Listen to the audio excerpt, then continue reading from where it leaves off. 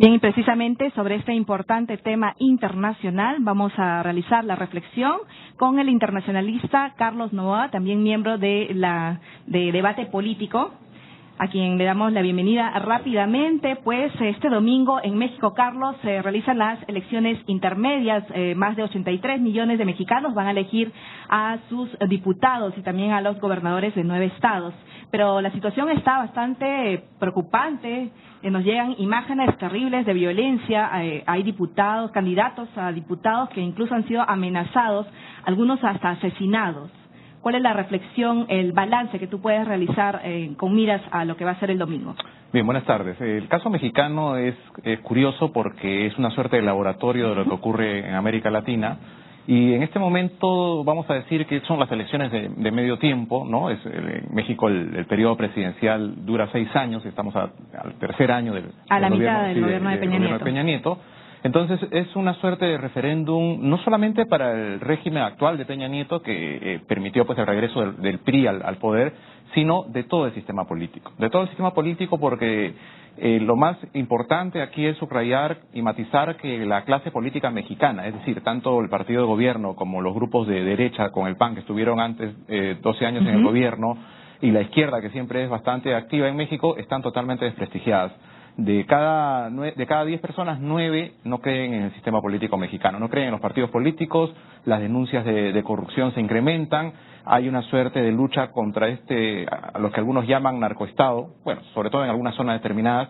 De hecho, estas elecciones son muy importantes por eso, ¿no? Porque va a ser una suerte de termómetro para ver cuál es el nivel que tiene la clase política, la posibilidad y qué tipo de cambios son los que reclama la sociedad civil en México. Ahora, la influencia del narcotráfico en la política. Justo conversaba hace poco con unos amigos, Marley y Ricardo, que viven en México, y decían algo así como que Peña Nieto gobierna acá en México DF, pero en los demás estados como que no, hay como que gobierna el narcotráfico, que amenaza a las autoridades locales, a los gobernantes, porque si no les hacen caso, no siguen su línea, simplemente los eliminan. Sí, definitivamente hay algo de eso. De hecho, va a haber 9 gobernadores, ¿no?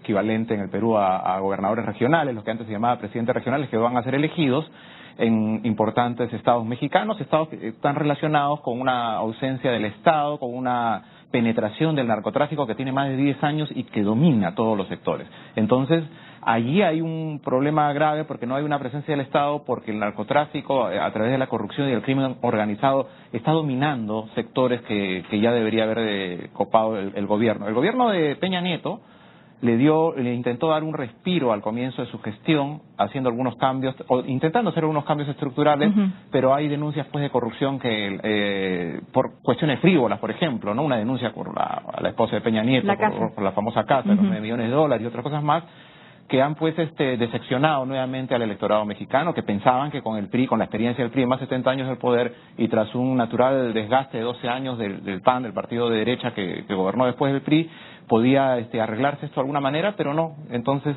el problema en México es muy estructural, ¿no? ¿Podríamos decir que está en jaque la democracia, considerando que hay amenazas incluso de sectores de los maestros? Yo no me atrevería a aventurar ese concepto de que está en jaque la democracia, porque ya estaríamos hablando de una posibilidad de que el narcotráfico tome el poder, ¿no? Y eso no es así. Pero si asesina, mira, que realmente sorprende, ¿no? Porque atacan a un candidato cuando está en plena campaña. Más de 20 muertos, ¿no? Han secuestrado, muertos, sí. Claro, hace poco a Miguel Ángel Luna, que realmente recibió disparos y delante de la gente prácticamente lo mataron. Sí, lo que al crimen organizado le conviene es mantener el status quo, mantener la situación como está, mantener el miedo. Y tienen socios políticos, pues eso es lo lamentable, porque ya esto es como una suerte de gangrena, de cáncer que está ahí, y yo creo que si debe haber algún cambio tiene que ser pues con nuevos actores políticos, un cambio que tiene que venir impulsado desde la sociedad civil. ¿No es cierto? Claro. Ahora, ¿la violencia podría hacer que los electores, los mexicanos, dejen de ir a votar este domingo? Sí, definitivamente. Son 83 millones de electores que están habilitados para votar, pero en México las elecciones no son obligatorias, ¿no?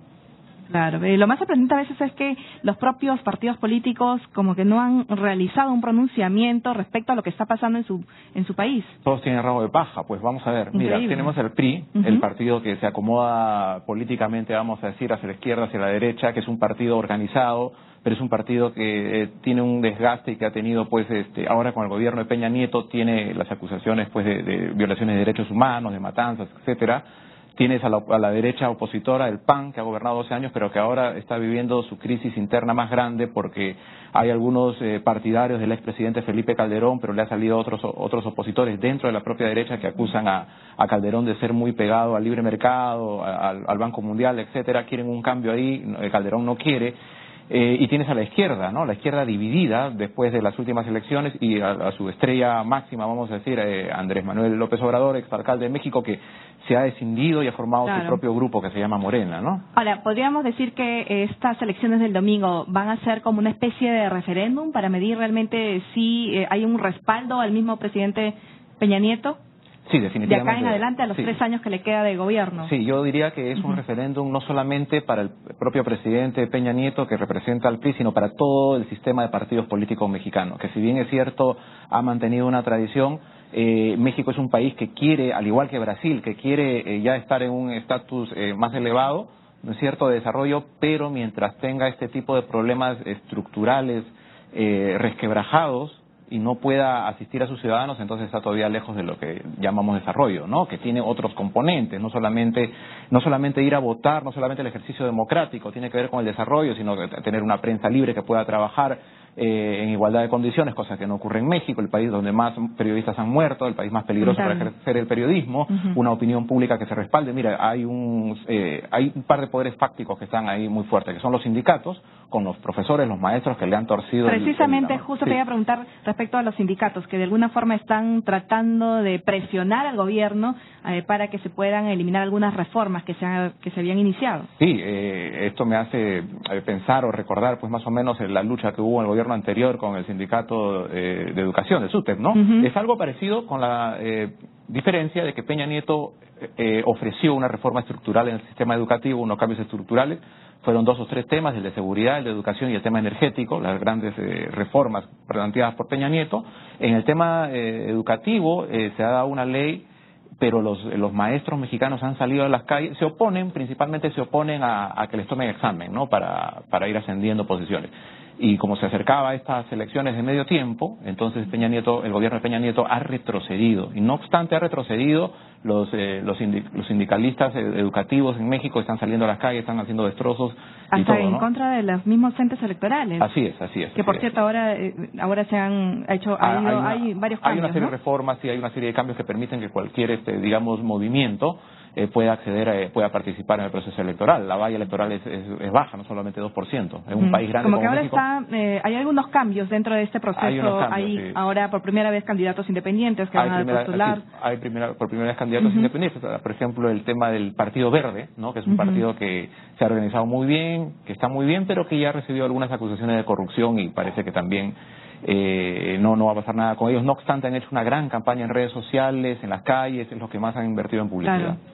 ¿Qué le queda ahora a Peña Nieto luego en esta segunda parte, después de las elecciones? Bueno, Peña Nieto, si bien empezó dándole un refresco a la imagen del político mexicano, político joven, con buen orador, con un buen discurso, con una esposa ligada al mundo artístico mexicano, ¿no es cierto? Intentó dar una imagen de grandes cambios que se vio resquebrajado después por las acusaciones de corrupción, pero sí ha mostrado que tiene algo de muñeca política, por algo es un representante del PRI, ¿no? El partido más organizado. Ojalá que le vaya mejor en esa última etapa. Y finalmente, también eres miembro de la Asociación Civil Sin Fines de Lucro Debate Político, en la que también se hablan estos temas internacionales y temas políticos, nacionales, problemática de nuestro país, y luego realizan debates abiertos y gratuitos. Sí, somos una asociación civil que lo que buscamos es darle una lectura a los temas nacionales e internacionales con mucho rigor y tratando de llevar la política a la gente que no tiene esa posibilidad, no entendiendo la política como el acceder o ingresar a un partido político, sino para que la gente pueda conocer cuáles son sus deberes, cuáles son sus derechos y de esta manera pues